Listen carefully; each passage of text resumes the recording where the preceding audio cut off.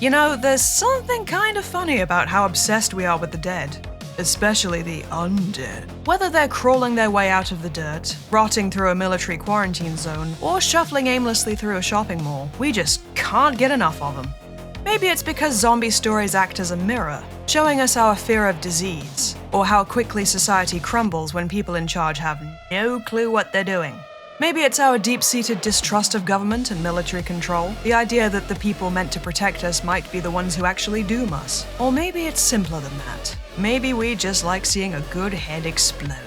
The blood, the guts, the gnawing, that perfect cocktail of practical effects and moral decay. From voodoo curses to viral outbreaks, from reanimated corpses to science gone completely sideways, we're diving into the many flavors of the undead. So grab a shotgun, double tap the like button, and let's dig up the best and worst of the movies that just refuse to stay dead. This is 31 on 31, Outbreak Protocol.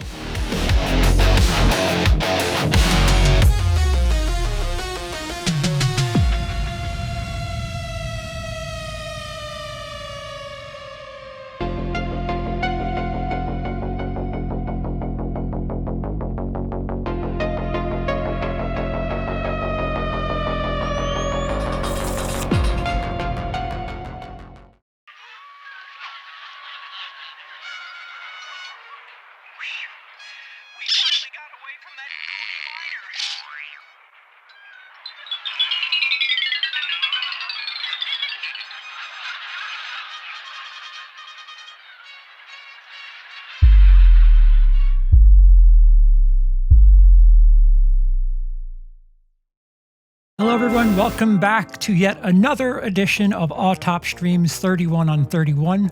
The title for this edition is Outbreak Protocol. This year we're covering a vast array of zombie-like things, the undead, if you will. Welcome to 30 films of characters that are reanimated, and we're coming off a very strong ranking in May of 2025, and it spoiled me, I'll say that much. A lot of 4, maybe higher 4.5 star movies in that last list. This time around, we're reminded of just how less strong some films in this franchise are. Although I think with the exception of maybe the Hellraiser Wrong Turn franchise list, this could be the most first-time watches for me, as at least a third of the movies that we're going over are literally first-time watches for me. So this is all new to me.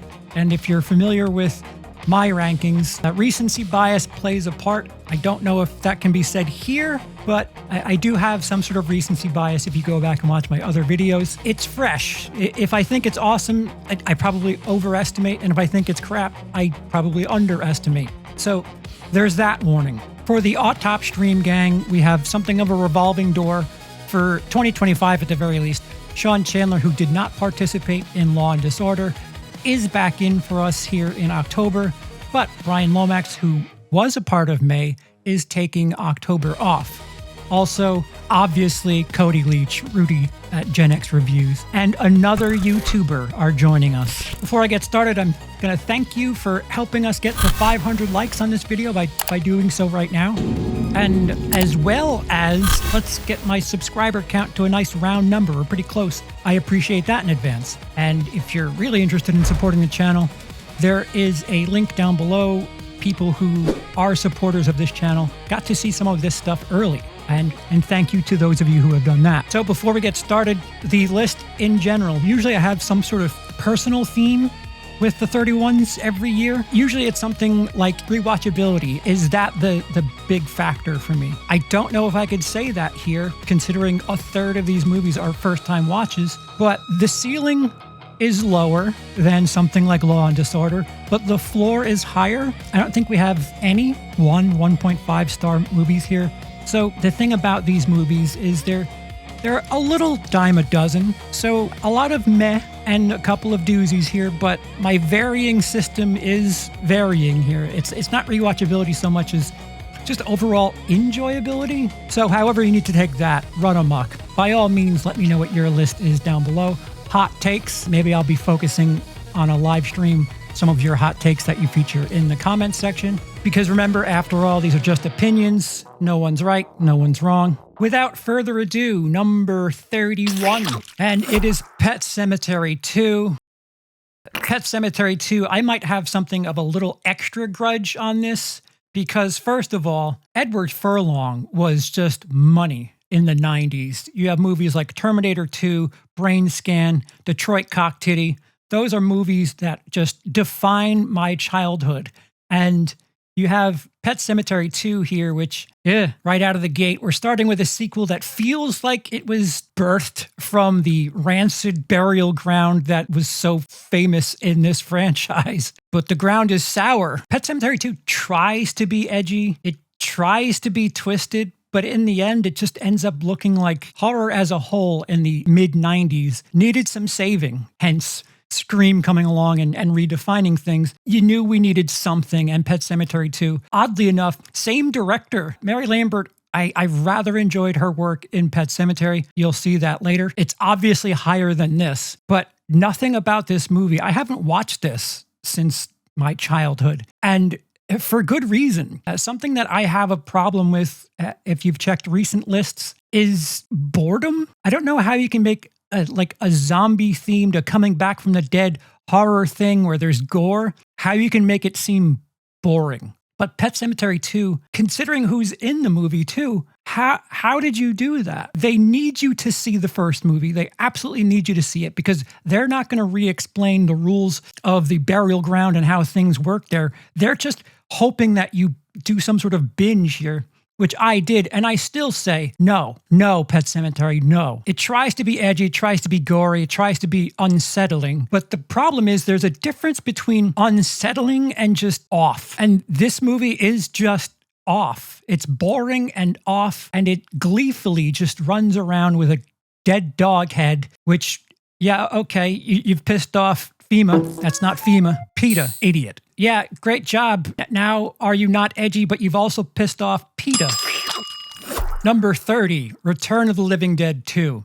You'll see later on that some of these franchises I hold dearly, and there is some swift fall off with both Pet Sematary 2 and Return of the Living Dead. It's weird how samey, how this one rhymes they're going with Return of the Living Dead Part 2. This is a first-time watch for me, so perhaps I'm being over hard on it, but I don't think so. It's kind of like when your friend tries to retell a joke, but softens it up for the sake of your parents are around. Return of the Living Dead Part 1 was punk rock, it was nudity, it was just hardcore to the max. But Part 2 tries to do the same setup, similar punchline, and nobody's laughing. And now you have kids involved. Goonies type movies in the 80s were kind of a big deal, but Return of the Living Dead, you didn't need that. You had a punk rock teenage-ish group of heroes in the first film, and I don't know if the filmmakers realize this, but people get older with time, not younger.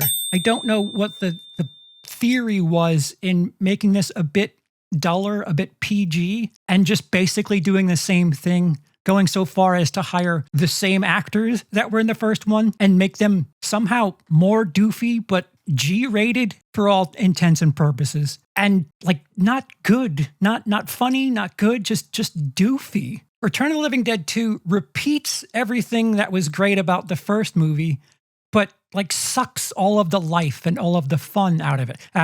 Sucks the life out. Return of the Living Dead is something like the cinematic equivalent of microwaving leftovers, but introducing something new to things. It's stale, it's kind of old. Yeah, you added something new to it, but who is this for other than kids if you're in a rush? Because as a representative for the adults, it's kind of dry, quick, and depressing. Number 29, the original The Crazies. George Romero had brilliant, mind-altering, world-shattering ideas, but didn't really have budgets. I've seen these in backwards order, another film that I've experienced for the first time. This feels like the blueprint. Again, I have an unfair disadvantage here, so I've seen the 2010 version. the remake prior to this movie. The thing about the Crazies is it feels like a soft run. There's ideas there. It's something in between Dawn of the Dead and Night of the Living Dead as far as like production quality is concerned. Ambitious. There's something there. There's definitely some societal stuff there that gets more and more glaring as time goes on. But if you're going to deliver a wide, vast story like that, I think you're going to want to have it represented in the production. It's got the DNA of something meaningful, but it's like buried under pacing issues and characters who've seemingly already accepted the fact that death is a lifestyle. Governments not trusting one another, and for good reason. The thing about these types of movies is I go to these types of movies to have fun. Gore, silliness. I don't want the societal commentary to be too heavy, and The Crazies is everything that I wouldn't want from these types of movies. It's an interesting study, but it's not something to enjoy, if that makes sense. Number 28, The Serpent and the Rainbow. Bill Pullman spends 2 hours looking confused, and TBH, samesies. Don't get me wrong, this is a fresh change of pace, yet another first-time watch for me. It's a haunting concept about voodoo and control, something of a fresh take when you've watched 20 zombie movies, but it keeps getting buried under like dream logic and random screaming. It's got the atmosphere of a nightmare, but none of the payoff. Interesting, Wes Craven, he knows nightmares, but yeah, it was mostly boring for me. I don't know, this is the cinematic equivalent of a hallucination that tells you nothing but don't trust your dentist. Kias. We have a couple of movies here where death kias is a part of the vernacular. Don't know what that has to do with anything, but I just found it interesting. I didn't think of voodoo at all going into this list, and sure enough, it pops up a couple of times.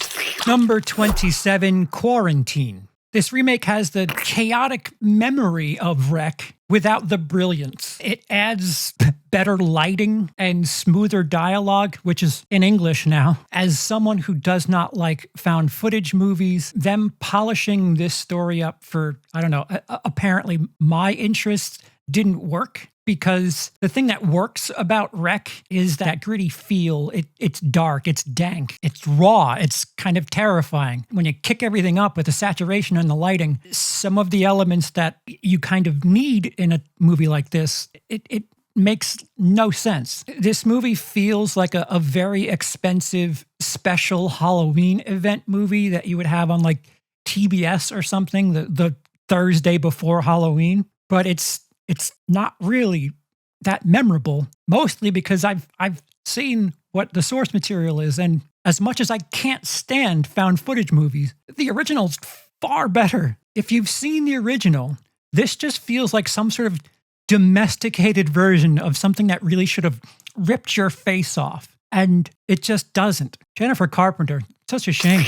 26, Zombieland Double Tap. Imagine you walk into a party you've had like 10 years ago. Everyone's still doing the same exact jokes, except they're just a little slower and a little sadder. That's Zombieland Double Tap. It's like a reunion special for your favorite sitcom, although all of that magic has left the building a while ago. The problem is this movie's like pretending nothing has changed, but no fault of theirs. The zombie subgenre has kind of saturated us to death since Zombieland Part 1 and all of the Walking Deads and everything since then. And the landscape has changed, and you can't just ride into the sunset doing the same old shit. If this movie were maybe 5 years earlier, it wouldn't feel so drastic. It's a sequel, but I don't know. If you know like the setup and the payoff, this movie is just kind of more of the same. And it's unfortunate because I didn't realize there was that long a time span between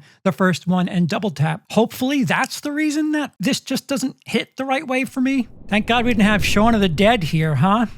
We can't have overlapping movies. Remember that. We need to save space for another Alien 3 ranking 3 or 4 times over the next 5 years.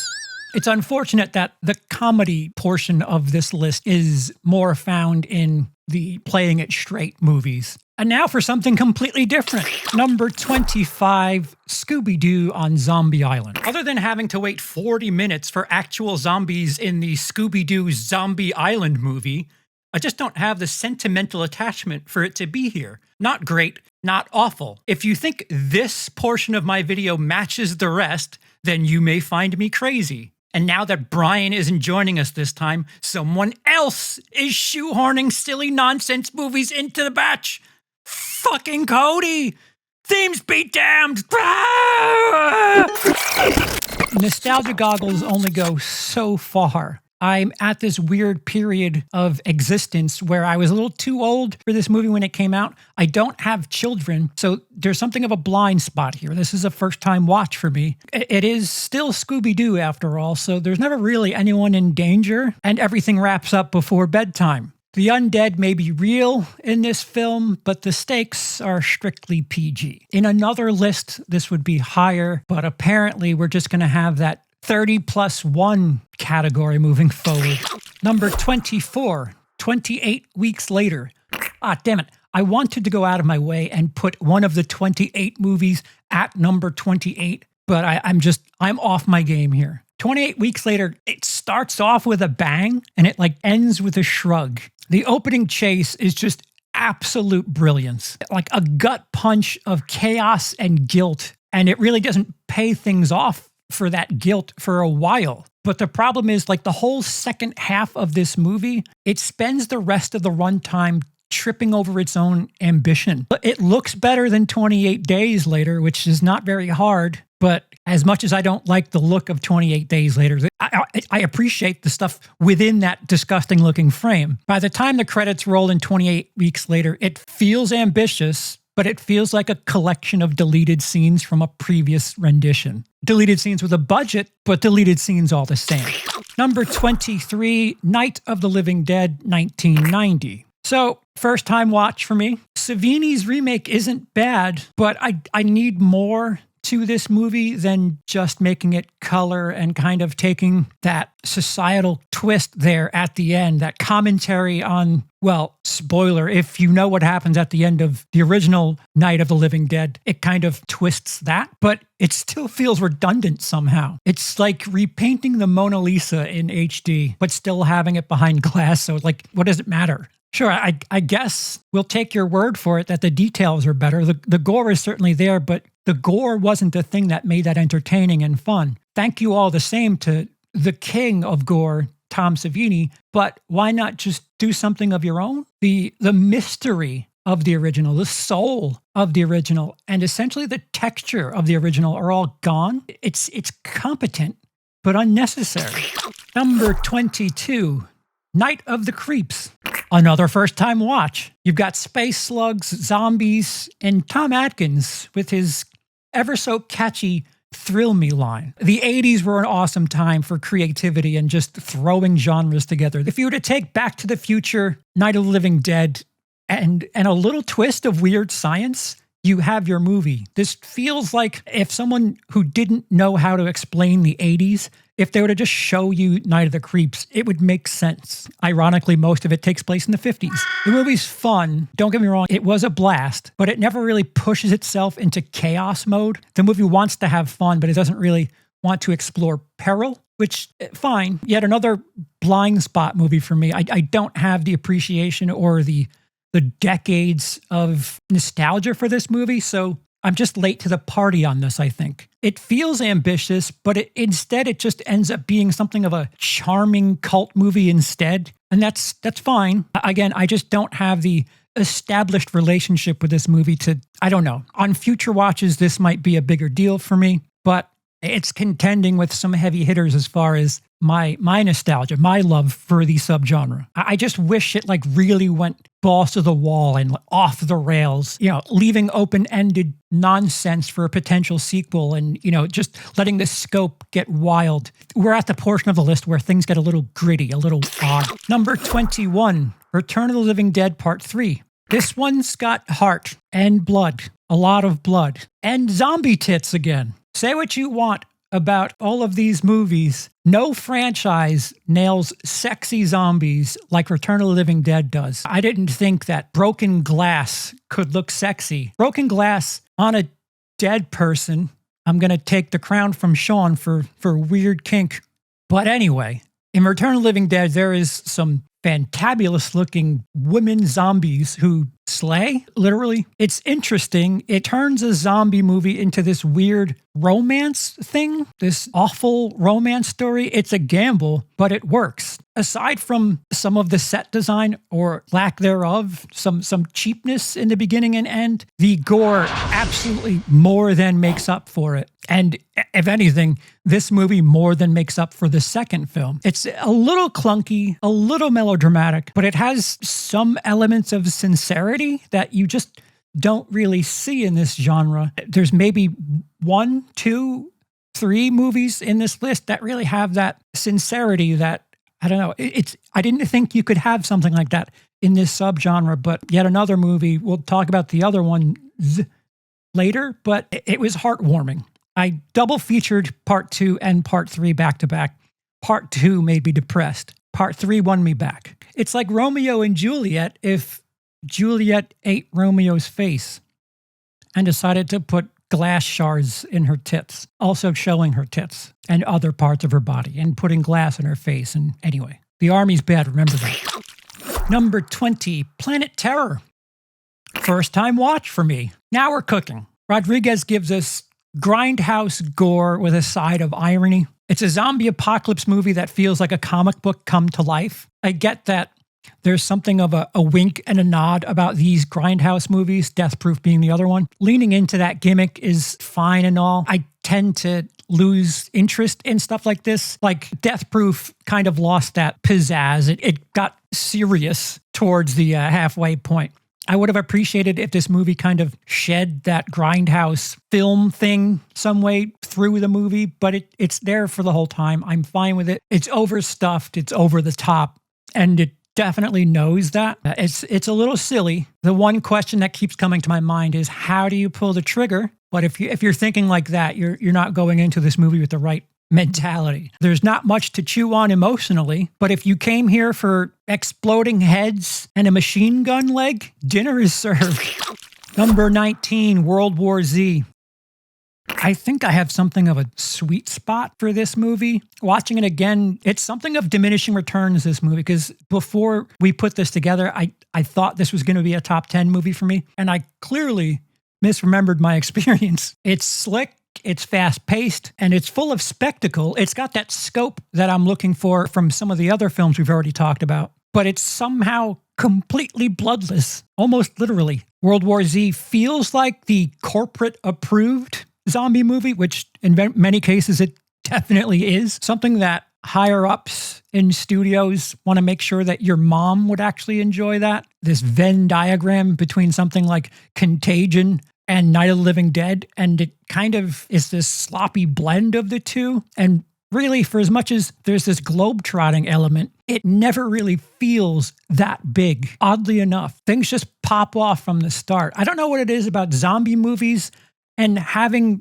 a family eating breakfast. I don't know why there's a couple of movies on this list that open their movie with family eating breakfast. Shit pops off. I don't know why is that part of the blueprint for zombie movies. Again, diminishing returns. I would have expected me to have this higher, but it feels like sanitized. The most annoying part of this movie has got to be how Brad Pitt's hair somehow stays the way it is throughout the movie. What is his hairstyle in this movie? Number 18, Army of the Dead. This is a movie that I think has climbed a little bit in my ranking. This is a COVID movie, ironically so. The one thing that I could say deteriorated for me is the cinematography. I don't know why some of the choices that were made with the camera were done that way. The focal length is so weird. I don't know when you have a movie like this where, again, scope is something of a big deal, when the only things in focus are like 2 feet away from the screen. Not a great look. I mean, Zack Snyder loves his grays and browns. I thought he knew how to present scope in a certain way. It's a shame we don't have much wheat in this movie, but the cinematography, at the very least, is something that kind of takes me out of it. But with that said, Vegas, zombies, and Zack Snyder, what can go wrong? I mean, this is the guy that reinvented Dawn of the Dead for me. It definitely feels like it lives in the same universe as Dawn of the Dead. The one thing that I am kind of troubled by from a couple of these franchise movies is the fact that they just exist in the same universe and don't really catch you up with things that happen in between the two movies. It's visually stunning. It's conceptually wild. A heist film in the zombie apocalypse. Great idea. Considering we're doing Vegas here, this idea feels like a slot machine. If it hits, it should pay out big time. But much like Vegas, the house always wins, and this never really hits the jackpot. If you're having fun with these movies, which I did have, it could have been 45 minutes shorter. It's a little too entertaining to hate, and it's interesting to see how many names that have made something of themselves since this movie came out already present here. This movie is dumb fun, and sometimes that's enough, but my expectations were a bit higher when you consider where I have Dawn of the Dead from 2004. Number 17, Re-Animator. Mad science, decapitated heads, and a ton of green goo. This is a movie that, while not really being a comedy per se, is silly. It has fun. It doesn't take itself too seriously, and that's fine. I'm kind of okay with that. I think for some reason in the horror genre, I prefer a movie to be serious first and have these relief moments, easing the tension, jokes that kind of center us as an audience. I don't really meld well with the inverse where it's doofy and the gore is the thing that kind of centers you. All that considered, this is still a fun time. Re-Animator feels like Frankenstein if directed by an ambitious college kid. A deranged college kid, but ambitious. It's a lot. This movie's too much, but that's the point. An eyeball, a hand, cousin it, green goo. Got it. Great. Somehow this movie dares you to take it seriously, which I took as a challenge. And essentially the movie wins because it knows you really can't. If you're actually Re-Animator, you're not watching it for the right reasons. And perhaps I wasn't. Number 16, Fulci's Zombie, Zombie 2, flesh-eating zombies, whatever the hell it's called. First time watch. This is one of those things that I've always seen the poster. People had that front cover on t-shirts, a thing that going to the video store just never really got around to. Instead of renting this, which was just calling to me, I would end up renting Friday the 13th Part 6 for a 1000th time. It's a long time coming, but finally I've seen this movie. This one's really about vibe, the rot, the decay, and the atmosphere on the screen. I never thought I would see New York City as not really featured in a zombie movie that is dubbed, but it's also English. This weird Italian thing where they film in English and dub it again in English. Will someone please tell me what the hell's going on? Very disorienting feeling. And yet another movie that has this pseudo curse, this voodoo thing happening here.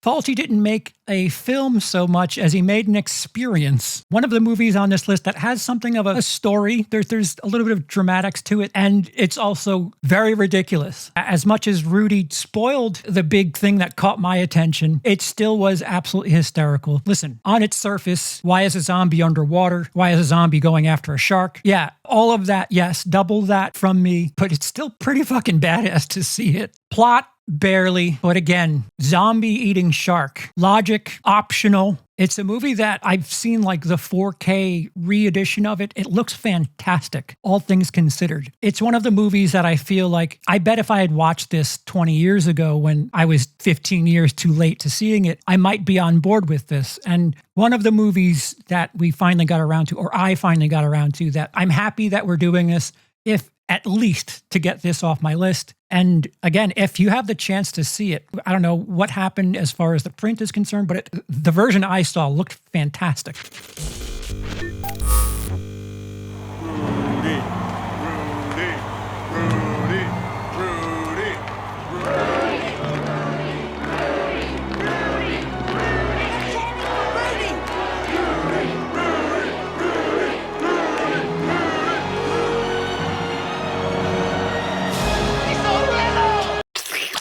Number 15 is The Day of the Dead, the thinking person's zombie film. Slower, darker, and a bit more cynical than the Romero predecessors.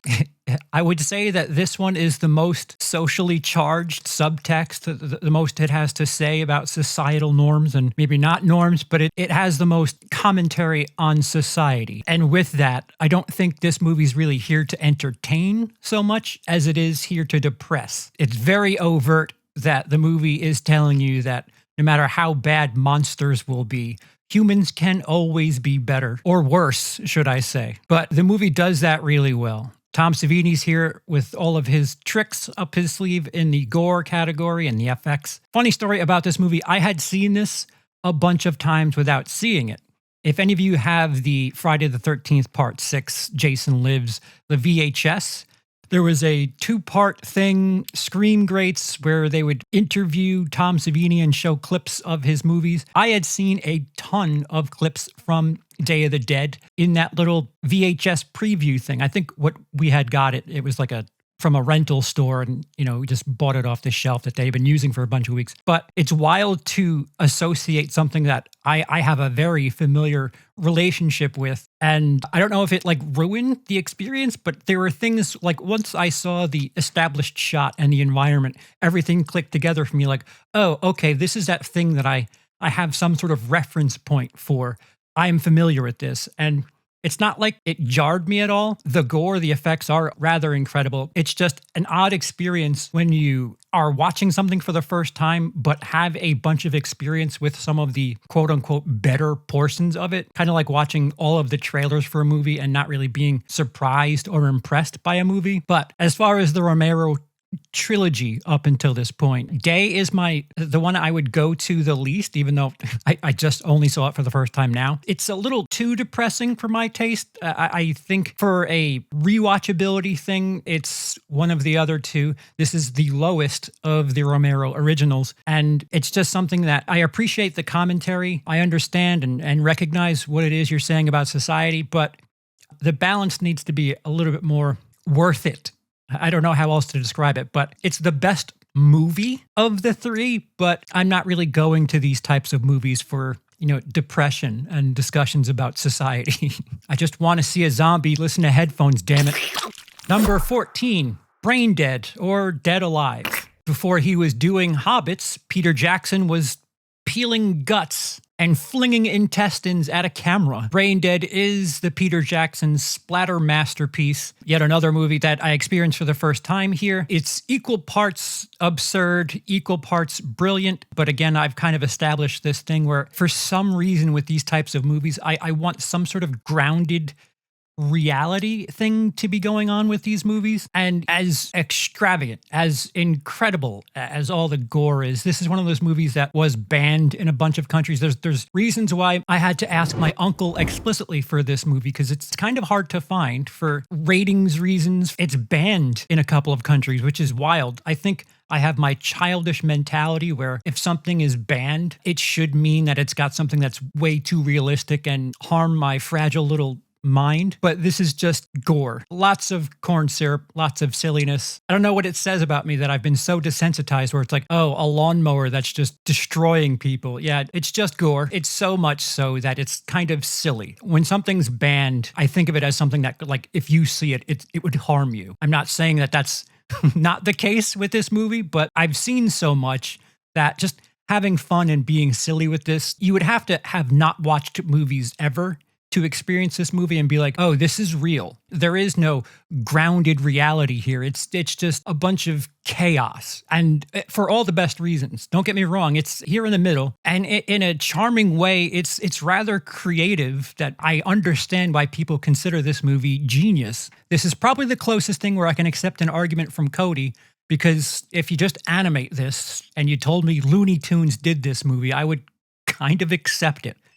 Doesn't change the fact that we only have one animated movie on this list. Number 13, The Crazies from 2010. This is one of those rare cases where the remake almost fixes everything. It's tighter pacing, better characters, a bit more put into the budget, and there's some genuinely nerve-wracking experiences in this. the sequences are a bit more tense, oddly enough. It takes the original Romero concept and turns it into this white-knuckle thriller. Trust is a very large issue in this movie. A modern remake that feels somehow justified. You can play this movie today, most especially in the United States, and it's fitting. It's kind of shitty when movies that are now 15 years old, 15, 20, 30, 40 years old, they like still are modern and speak to what's going on today. Like we're just not learning from these movies. And the 2010 version of the Crazies certainly speaks more to how I see things with government and society as a whole, rather than the original version. Number 12, Zombieland. So before they made a sequel, too many years later, Zombieland was lightning in a bottle. It was witty, it was stylish, it was self-aware, and it wasn't really smug. It's not just funny, it was actually cathartic. Basically ahead of its time. It is like the perfect mix. It is the zombie comfort movie. Scary enough to count, but light enough to snack through. And some of the humor there has resonated quite a bit. And I very clearly it has worked, although I don't know why they wouldn't make a sequel to this movie sooner. Some of the things that hit in this movie really felt fresh and new. It's part of the reason why I really have some sort of let down experience with Double Tap, because it just feels like the same shit, just too little, too late. But this was ahead of a bunch of the 2010s undead craze. And man, Bill Murray alone in this movie garners 5 extra spots from me.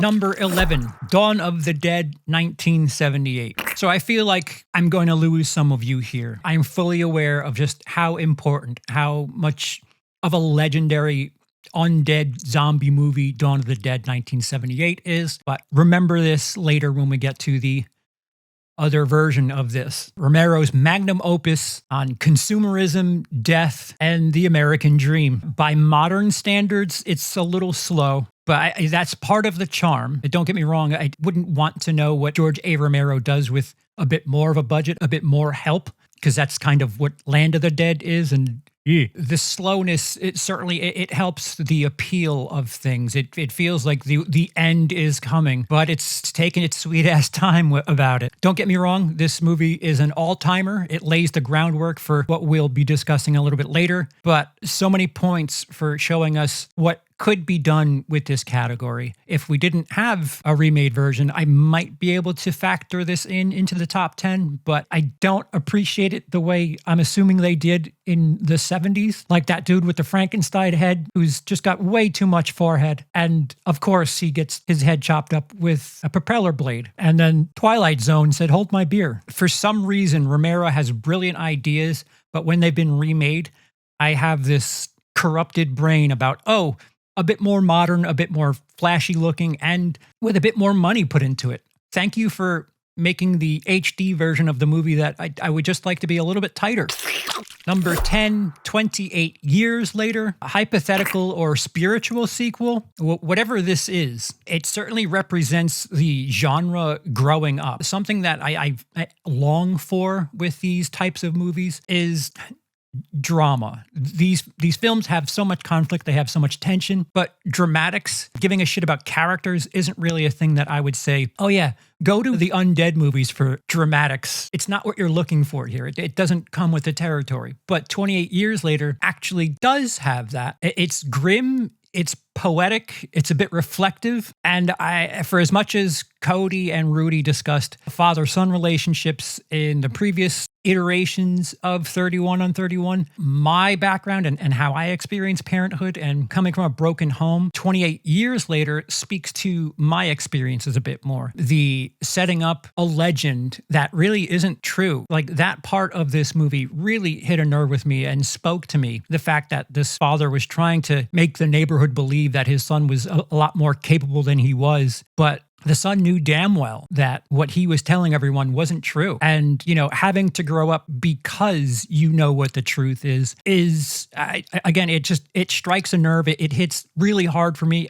And I was just so impressed by this on a second watch. And the fact that as much as the father takes the kid out to grow up in the first act, the fact that he has this legend, but has to go throughout the movie and actually experience things and literally grow up and experience things that he doesn't want to, but he has to because that's just the way things go. The fact that we're told to this village of others that he's, this legend, he's this badass, that's not really the case, but this kid eventually becomes that without any sort of legend, without any help from his father. That I thought was awesome.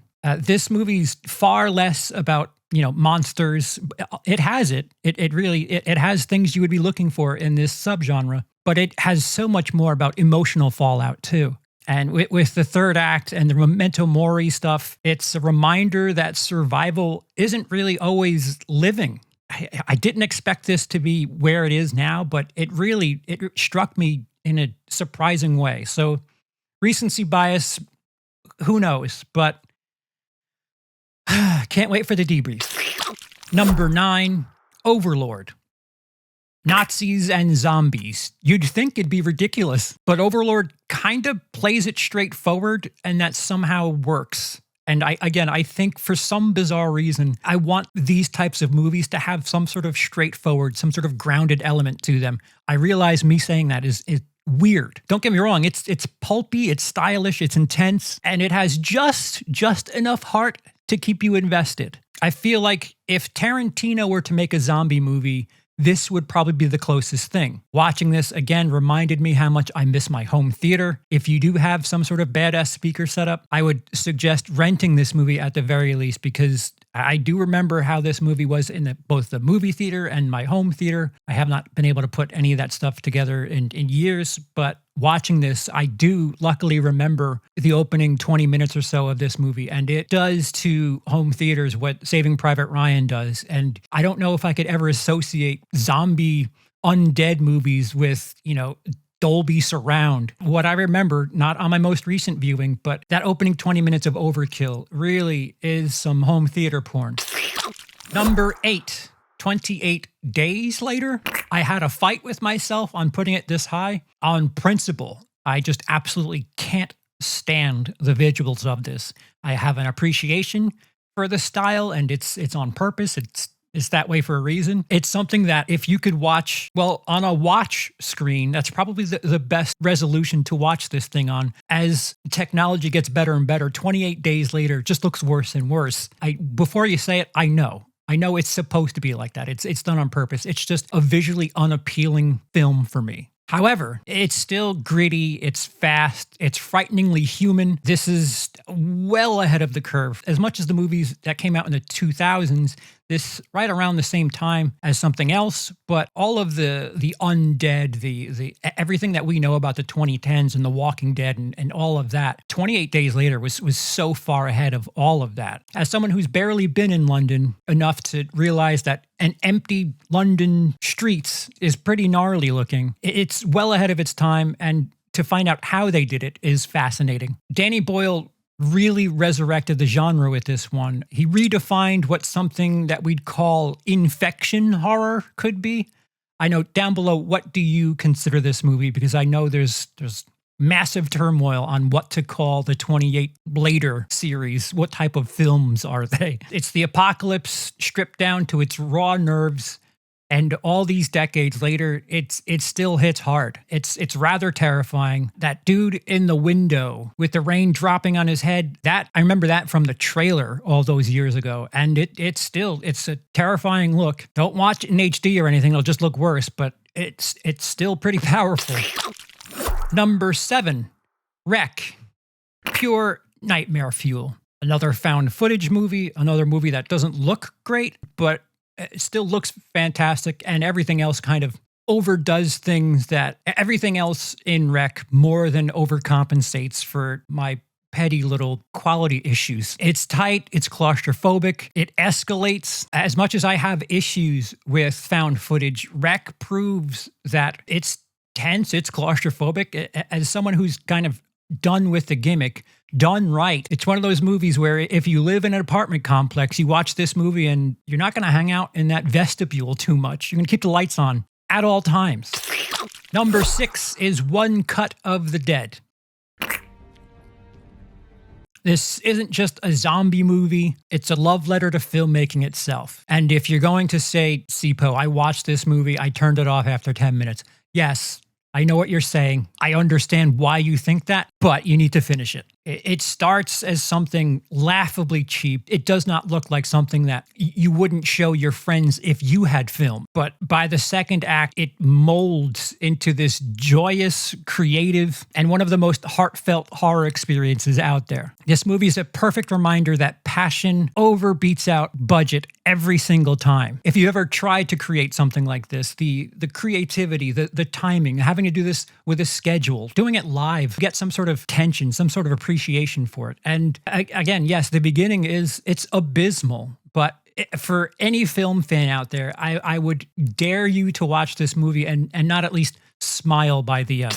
Number 5, Night of the Living Dead, 1968. The origin point, the birth of modern horror. Even with its black and white presentation, Night of the Living Dead still feels alive. Yet again, the Romero pacing issue is here, but this is just an absolute legend in the field. It's haunting, it's socially charged, and decades ahead of its time. Further proof is if you watch the remake to this, which I have much lower than this, every single zombie movie since this owes Night of the Living Dead a debt. And for all the reasons that everyone would talk about, this movie is a legend, it's a titan, but people have perfected this gimmick. And I appreciate everything for every reason. But as far as the Romero original trilogy is concerned, Day of the Dead is the one I probably watched the least, but it probably speaks to society a bit heaviest. Dawn of the Dead is probably the most fun, but Night of the Living Dead is probably the most well-rounded experience and probably the cheapest for them to make. And watching the Criterion edition with the different versions, it really makes you appreciate things. I didn't realize that right here in the middle of the top 10, I'd have just filmmaking appreciation, but here we are. Number 4, Train to Busan. So something that I've yearned for in this subgenre, this category, is dramatics within these tense, horrific movies. And Train to Busan kind of nails that. It's an emotional gut punch disguised as a horror film. It's thrilling, yes, but it's the humanity that hits the hardest. Train to Busan gives you action, gives you heartbreak, and perhaps one of the best finales in zombie cinema. And considering what the location of this movie is, it really keeps within its boundaries well.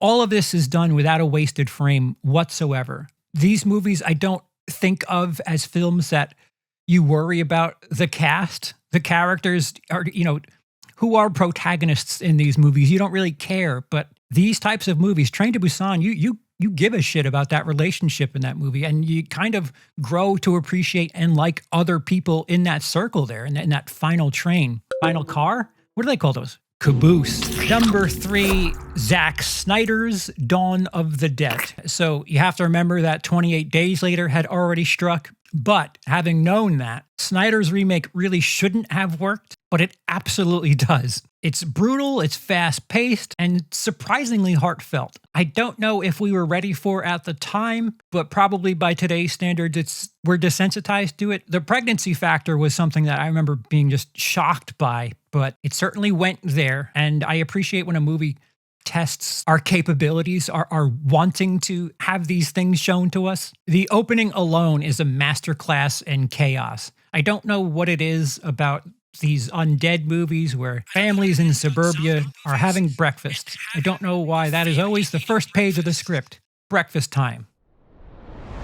Why is that? If I'm not mistaken, this movie was one of the first to do it. So everything that I was discussing about the 1978 Dawn of the Dead, the 2004 is something of a modern classic that respects all of the old and improves on some of the things in the old while creating something new. It's action-packed, it's slick, it's funny, but it doesn't get too funny, and I think that's like my perfect sweet spot here. You are afraid of things and you're respecting of things, but also at the same time, those laughs are felt as release. They're not the main event, they're like release valves, and I think Dawn of the Dead 2004 does it much better than anything else in this list. I think the balance was just it wasn't done right for Army of the Dead. You realize just how great the 2004 Dawn of the Dead is when you see them trying to lean into other things in Army. And the cinematography was much better in Dawn of the Dead too. Just an absolute legend. There's a bunch of movies on this list. It's not just because we're doing a bunch of remakes, but for some reason, some of the best movies that were remade are kind of in this category. Number 2, Pet Sematary. We have like nostalgia shit going on here for the last couple. For me, I don't know how to explain it. This is probably one of the most devastating horror movies that I had ever seen, certainly before anything in the 2010s had come out. I thought this was the best representation of grief and trauma, well before something like Hereditary came out. This movie isn't really exclusively about death. It's about the cruelty of grief, guilt. The imagery lingers. The performances ache, sometimes in not the most pleasant of ways, but the message really burns. This movie is a tragedy wrapped in a horror skin, and it cuts deep. The fact that Stephen King thought, oh, what would happen if my kid were to get hit by a truck? And this is the movie that came of it is wild. You don't understand how simple an idea this movie is until you've seen everything that has come out since. The sequel, the remake, the prequel. Yes, the acting in Pet Sematary isn't the best, but if you factor in that it's a product of its time, yes, but for its time, it really was the best representation of depression, guilt, grief, trauma, well before anything of the 2010s came out. And I just have an extremely soft spot for this. Which leaves number 1, Return of the Living Dead. Here we are, the king of the chaos, the Daddy Mac. Return of the Living Dead is punk rock horror at its finest. It's funny, it's fast, it's quotable, it's awesome. It doesn't take itself too serious, but there are serious moments. It's drenched in attitude. It looks fantastic for something that was filmed in the mid-'80s, and I would assume the budget wasn't that big a deal. There's stuff that they, a la Jaws, there were shots that they didn't want to use, things didn't properly work out for them the way they wanted it to, and it makes its way into the movie. The skeleton rising out of the ground and opening its eyes. Yeah, if you think about it, it's silly, but that shot, like it speaks to me for some reason. I put it in the opening titles there. I think if we didn't have that shot, it would be a tragedy. It never once apologizes for what it is. And when you consider what happens with the sequel, it's definitely for grown-ups, but it's not too much that way. I guess without the nudity. I mean, I saw it as a kid. I don't know what that says about me, but I didn't need kids my age in this movie to realize that this is scary, this is fun, and that's why it endures to me. Nudity does not leave everything. I'm realizing as I talk about it. 1 and 3 I prefer more than 2, and the only really large glaring issue is nudity. This is the first movie where brains is the food of choice. Brains, blood, a perfect blend of nihilism and fun. And it has that distrust of the military baked right in there from the start. Honestly, as spicy a take as this may be, I think if you were to only watch one zombie movie in your life, it would probably have to be Return of the Living Dead. I mean, this is a movie where you have half a zombie with their tits out, talking about the pain of being dead. Wild exploration there. And some of the iceberg shit that's on the internet, the fact that if you look into what the doctor is, some people have some wild theories, but the fact that there's enough here in this movie that people have got these bizarre theories that actually, they don't sound that drastic. Like, that's awesome. This movie is great. It takes every part of something that I would find exceptional in a different movie. I don't think Return of the Living Dead does anything flawlessly, but it does everything very well.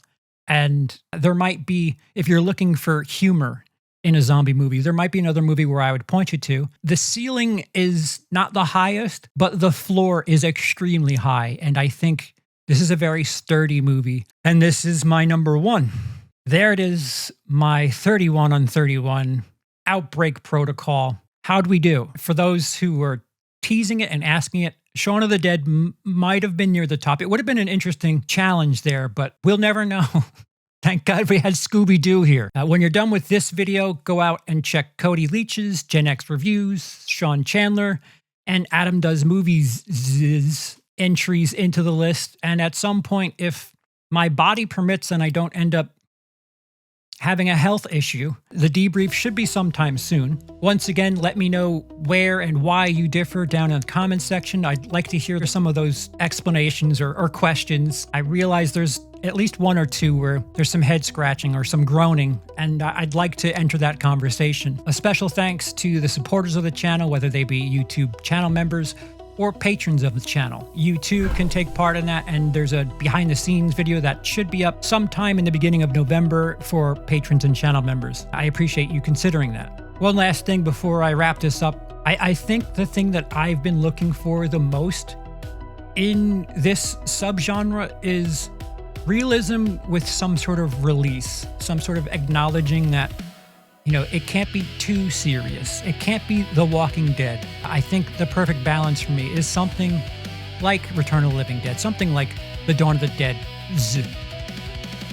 What is it that you look for when you watch undead films? That'll do it here.